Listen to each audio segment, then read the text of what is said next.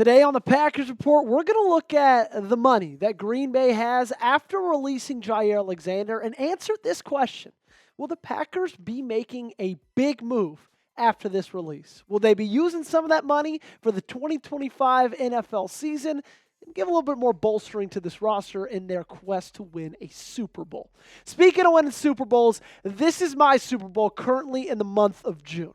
Our NFC North sub battle. We're taking on every single channel in the NFC North. And right now, we moved up from third place to second place, barely, just above Bears now. Vikings now is in the lead with 301 subscribers, only 24 subs behind the Vikings. Need you guys to help me out. Do me one big favor. New viewers, I'm talking to you guys. If you have not subscribed, do it today. It's free, it's informative, and it's daily. Right here on the Packers Report, you get a daily video. You also get to help us in this June sub battle. So do me one big favor and subscribe.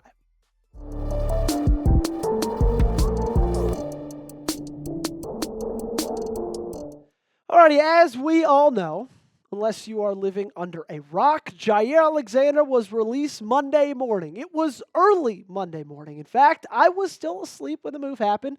Woke up, looked at my phone, and said, oh shoot, ran out of bed, did a video at my kitchen table. Hopefully you guys were tuning into that. And a couple of days later, I've compiled a list of pros and cons to the decision of releasing Jaire Alexander because I think some good has and will come out of it. I also think some bad has and will come from it as well. Some pros, they save a ton of money, and I'm talking a ton of money. Another pro, Jaire Alexander, his injury history, right? Missed 20 games over the last 2 seasons. Now you're not paying that much money to a guy who just rode the pine for the entirety of the year. He also had the tendency to be a little bit distracting, okay? I think we all remember the captain conundrum, and I'm not going to go deep into detail on it, but you guys know what I'm talking about.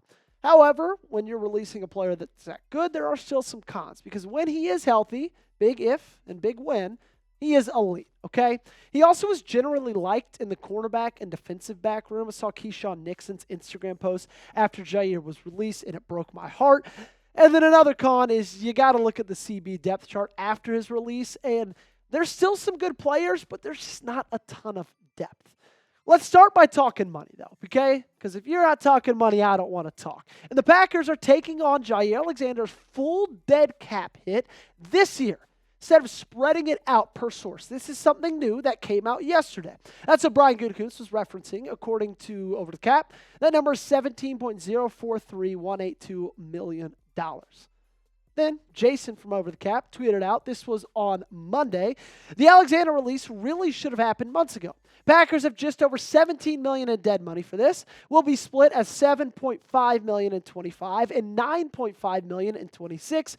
Cap savings are $17.2 million this year and $17.5 in 2026. So what does this mean? Well, it means instead of spreading that dead cap hit over 2 years, they're just doing it this year, meaning he's officially off the books next season. This is the last year that he will be on the books.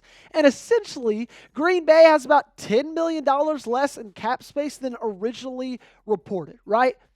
It was reported after them saving $17.2 million and releasing him that Green Bay had $44.43. But after they're taking basically an additional $10 million of next year's dead cap into this year's dead cap, the actual cap space is now around $35.43 million. It's around $10 million less. However, guys, let's be real. That's still a ton of cap space. That is a lot of money to work with. You've got the 8th most cap space in the National Football League. And that's the reason why I look over the next couple of months and I think if they can make a big move, if there is another big move coming, then they could really do something about their chances to compete for a Super Bowl in 2025. I want you to be honest with me in the comment section down below. What move do you want Green Bay to make? Is it a trade for a player? Is it a signing for a player? Hell, maybe your big move is you want them to release somebody new. You let me know in the comment section down below. So in my opinion, there are 3 big remaining needs for Green Bay. And the first one is, of course, pass rusher. With each of these needs, we're going to look at a trade target and we're going to look at a free agent target. The trade target is none other than our friend we've seen a lot over the last couple of weeks. That is one Trey Hendrickson. And as of yesterday, Trey Hendrickson was not reporting to mandatory minicamp for the Cincinnati Bengals. Now, this shouldn't be a surprise to anybody. When he spoke to the media a couple of weeks ago, he made it pretty obvious. I'm not going to be here. I'm not going to play without a new deal. He wants that new deal. And guess what? You have the money to give him that new deal. You have the money to pay Trey Hendrickson what Cincinnati's not willing to pay him as of yet, as of right now. And if you act fast, offer something for him in a trade, and then also, obviously sign him to that contract extension, he could be yours. And he could be that key, that missing puzzle piece to winning a Super Bowl in 2025. We all know that it's done up front. We all know that it's done in the trenches. Look at what Philadelphia was able to do to Kansas City in the Super Bowl because of their defensive line.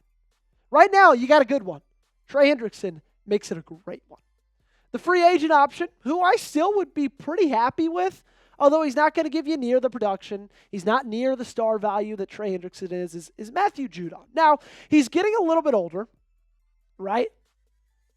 Nobody's getting younger, especially a guy of his age. 41 tackles, 5.5 sacks, 7 tackles for loss in 2024. He struggled last season in 2024, not 2025. That's my bad on that.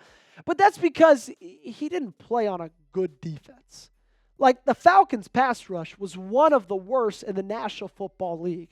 And part of that was because Matthew Judon was their best edge rusher. And so people really, opposing offenses really didn't have anybody other than him that they felt the need to go out and, pay attention to. He was pretty much the best edge rusher for the entirety of the season for Atlanta. So offenses were able to key on him, double team him, take him away a little bit. So I think if he gets added, I don't think he'd be too expensive. I think he'd be a great rotational piece, a good pass rusher. And let's be honest, at least I think that's what Green Bay needs. Who would you rather out of those two? Is it Trey Hendrickson or is it Matthew Judon? Pick one of those two to be on this roster in 2025, and you let me know in the comment section down below. Let's go to my second biggest need. This one is cornerback, and this one's obvious after the releasing of Jaire Alexander. I think you need a replacement. You need to at least go on the outside for a replacement. I like the depth. I don't love it. I love just a little bit more competition. Why not make a big trade for a guy like Jalen Ramsey?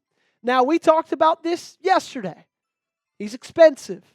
$21 million is what the new team cash would owe. And right now, Green Bay has that money, but I don't see them necessarily being interested just because of what percentage of that money that deal would take. Just straight cash automatically. Right? If you sign Trey Hendrickson after you trade for him, you can structure and manipulate the contract and have it be a little bit more backloaded. You wouldn't have to pay as much this next season. You're going to have to pay a lot for Jaire Alexander, for Jalen Ramsey. He's getting a little bit older. I just don't see that being worth it, especially when you have good cornerback options still available in free agency, like an Asante Samuel Jr. Again, another name we talked about yesterday. We talked about Jaire Alexander replacements. If you haven't watched that, check it out. It's up on the channel. But Asante Samuel Jr. is a guy I really, really like. Now, he's not the best tackler. He's a little bit more of your Deion Sanders, Trayvon Diggs type of cornerback, just good in coverage, not that aggressive, not that great at tackling. But there are injury concerns. And here is the most recent update that we've got. Samuel, neck and shoulder, remains unsigned and has a medical concern that's impacting teams interested in him, according to NFL Network's Mike Garafolo. The medical concern is related to the neck/shoulder injury that limited him to 4 games in 2024. Previous reports said he's dealing with symptoms similar to stinger symptoms, though lasting for months rather than weeks. And if you look at the last couple of seasons, he's played more ball than Jaire has. 4 games played in 2024. Not a lot, right? And that's why he's still out as of right now. But 2023, 2022, back-to-back 17-game seasons with 120 combined tackles, 4 interceptions, 24 pass breakups. This is a guy who's young as well. I think he's still got a lot left in the tank. And if you get him out here, and sure, you got to be wary of the injury concerns. But you also could say, you know what, he's going to be more of a rotational piece. He's a guy that we're going to limit to probably around 600 snaps in the season. He's not going to be out there every single down. Kind of help him get a little bit healthy even as the season's going on. This guy could help a lot with this roster, especially on the cornerback side. make sure you guys are subscribed. Okay, this is why you should subscribe. Daily Packers coverage, breaking news, rumors, and analysis. We go live for every single game during the season. We involve you guys. It's a two-way conversation, two-way street, and it's all 100% free. We've added over 7,000 subs in the last 4 months. We've been growing very rapidly. It's time for you guys to hop on the train and subscribe to the Packers Report. My number 3 biggest need remaining for the Green Bay Packers is the interior offensive line. And there's not as many big names when it comes to trade or even free agency just because of how important this position is. And I really like the Packers' interior offensive line, offensive line. It's just the interior that I don't love. So that's why I'm possibly trading for a guard, Zion Johnson. Because when you look at the current state of it, you feel good about the tackles. You probably feel good about Aaron Banks. He's not going to go anywhere at left guard. But like Elgton Jenkins at center, he was at mandatory minicamp yesterday. He wasn't practicing, but it's been a constant rotation of Ryan, Monk, and Morgan at that right guard spot. It just feels like I'd like somebody a little bit more, what's the word? Not tenured because he's still young, but like consistent, I guess. There's just a lot of inconsistency at that center and right guard position. And if you trade for a guy like Zion Johnson, put him at right guard, maybe keep Elgton at center, or hell, even move Sean Ryan to center and kind of quit with Elgton's actions and have Morgan go out to left tackle like he's taking reps at. Like, this would solve a good bit of problems, in my opinion. Now, the interesting thing about Johnson is he is in a contract year. So if you trade for him, you'd probably get him for 1 year, or you'd have to sign him to an extension. A free agent option that I would prefer over trading for Zion Johnson is Brandon Scherff.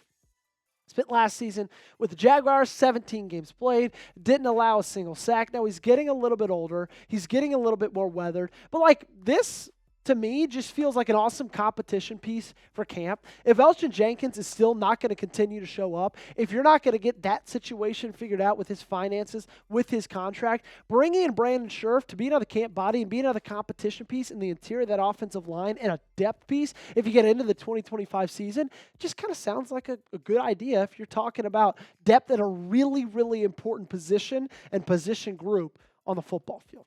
What say you guys? Will the Packers make any big moves this offseason? What do you think? Or do you think they are done? Let me know. Give me your answers down below by giving me a yes or a no. As always, make sure you guys are subscribed to the channel. Appreciate every single one of you guys who have already joined us. We're on the road to 10,000 now. I guess 8,000 is next. I'm looking at 10,000. I need you guys to help me to get there by subscribing today.